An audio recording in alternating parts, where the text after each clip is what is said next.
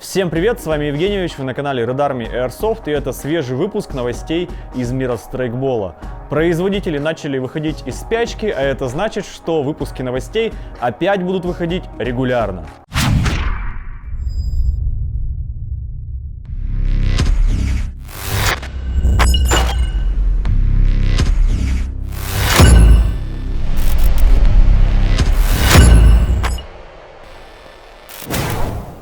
Итак, начать хочу с горячих новостей от LCT. Во-первых, LCT закончили работу над прототипом АЕК-версии современного российского легкого пулемета РПК-16. На фото в руках владельца компании Кевина рабочий прототип. Подробностей пока нет, но можно быть уверенным, что внешка, как всегда, будет стальной и надежной. Скорее всего, именно во время работы над РПК родился еще один продукт, который ждали многие. Это новый бубен с автоматической подкруткой шаров для АК-серии. Судя по странице Кевина, LCT точно смотрят в сторону СВД собственного производства. Но официального заявления о начале работы над проектом пока нет. Параллельно с приводами LCT не забывают про обвес для АК. Например, недавно они анонсировали стандартную рукоятку для АЕК-АК в расцветке бакелит. На мой взгляд, вышло весьма сомнительно. Еще прямо сейчас готовится линейка реплик обвеса «Зенит». Например, совсем скоро в продажу поступят реплики антабак для ремня А1. В это время Arcturus продолжают работать над своей версией АК-12 АЕК и даже опубликовали свежие фото. Обещают реализовать режим стрельбы по 2 шара. Из приятных бонусов гирбокс с возможностью быстрой замены пружины через приклад. Российская мастерская Шталь Airsoft Arms работает над своей АЕК-версией ПКП «Печенек». В основу конструкции взяты запчасти от ММГ ПКП. Внутри будет стоять свой измененный гирбокс от Хусима. Релиз планируется на весну 2020 года. Ждем подробностей. Некоторые азиатские магазины уже успели запустить предзаказ на новые привода Ares Amoeba KW01AE. Привода имеют обновленный дизайн, но все так же выполнены из прочного нейлона. Весят всего пару килограмм, а внутри находится гирбокс второй версии с электронным спуском и блоком электронного управления. Производитель ВВД-систем Proteus 3 HPA System показали предсерийную версию газовой линии с встроенным регулятором «Грань». При желании, если докупить дополнительные детали, газовая линия превращается в приклад-баллон ПБУ. Выходной штуцер вариативный: микролайн 4 мм, микролайн 6 мм или Фостер, совместимый БРС. В ИЕ анонсировали выход ГБВ-версии пистолетов Desert Eagle L650AE, отличительной особенностью которых является измененный дизайн и наличие риспланок для крепления тактического обвеса. Маркировки на месте, так как есть лицензии Киберган. Планируется выпуск в цветах серебро и черный. Orion Spec, он же Grey Shop, совместно с мастерской Combat Union запустили продажи адаптеров для оригинальных прикладов Zenit серии PT. Фишкой адаптера является то, что теперь можно установить приклад от Зенита на любой привод АК-серии без перепилов и доводок. Российская мастерская Combat Union наконец закончила работу над камерой Hopapa М4 серии собственного производства. Камеры выполнены из алюминия марки D16T на высокоточных ЧПУ. В комплекте есть нозл с 2 уплотнительными резинками, идеально подходящий к камере. При его использовании производитель обещает стабильно высокую компрессию и подачу. В камеру интегрирован цанговый зажим для стволика. Можно ставить длинные давилки резинок Hopapa. Система подачи отцентрована, что снижает возможность перекоса шара при подаче в камеру. Подходит для большинства приводов М4 серии и работает с самыми популярными на рынке резинками Hopapa. Ценник 3000 рублей. Modify, в свою очередь, выпустили пару новых резинок Hopapa.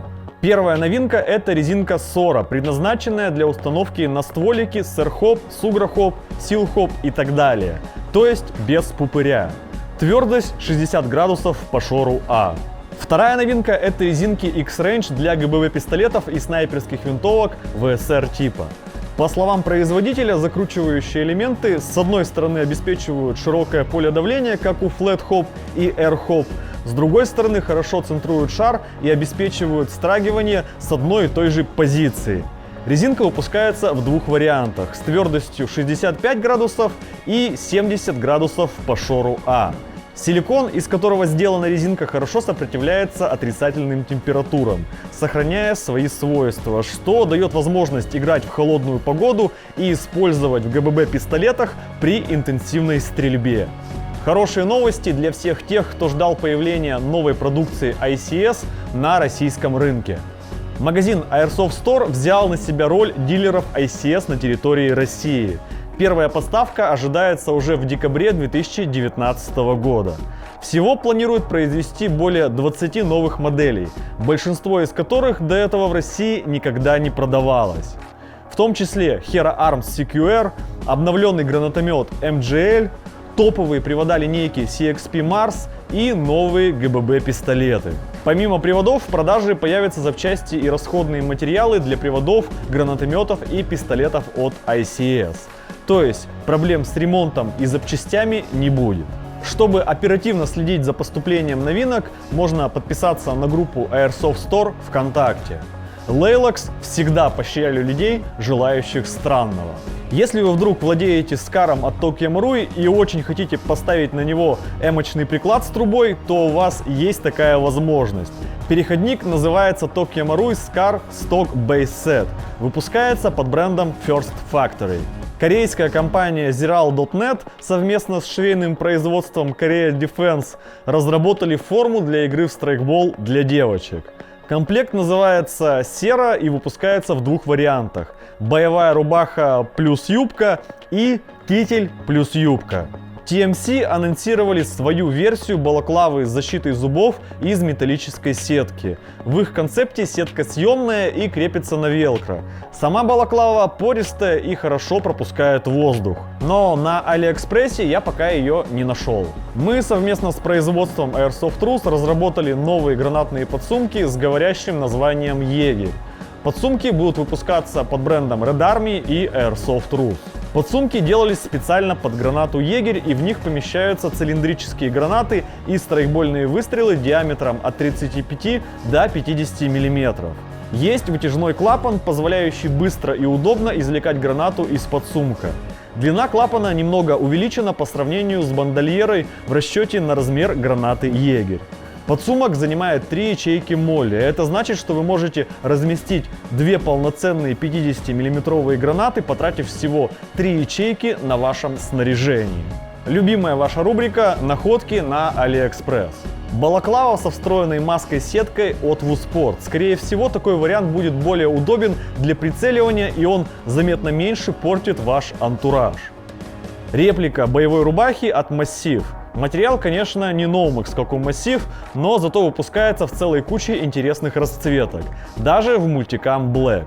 Реплика компактной трассерной насадки Lighter S. По отзывам светит не так хорошо, как оригинальные трассера от Acetec, заряда аккумулятора хватает на меньше выстрелов и бывают проблемы с кнопкой включения. Но зато стоит всего 2700 рублей.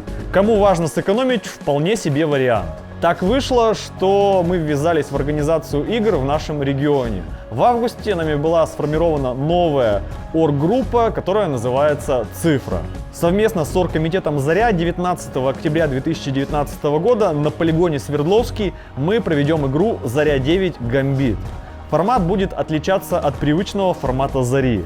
Наша игра будет ориентирована на взаимодействие малых групп и тактические маневры.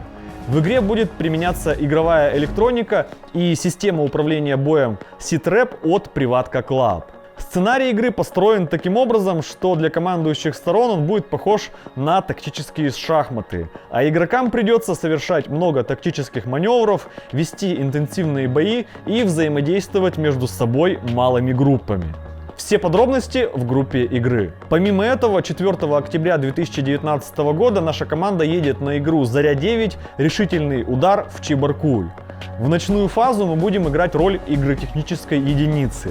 Если кратко, обеим сторонам будет необходимо отбить у нашей группы некий объект. Игроки, которые смогут выполнить задачу, не только принесут своей стороне баллы, но и получат ценные призы. Подробности в группе игры. Блиц новостей. Tokyo Marui анонсировали выход ХК-45 Tactical в черной расцветке. На сайте Airsoft Taiwan появился ГББ-пистолет Zigzauer M17 от King Arms.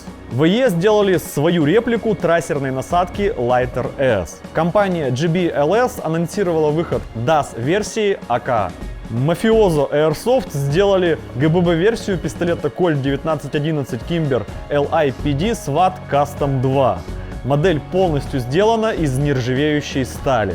Как всегда, предлагаю обсуждать новости в комментариях, ставить ваши уверенные пальцы вверх и подписываться на канал. А у меня на этом все. С вами был Евгеньевич. До скорого!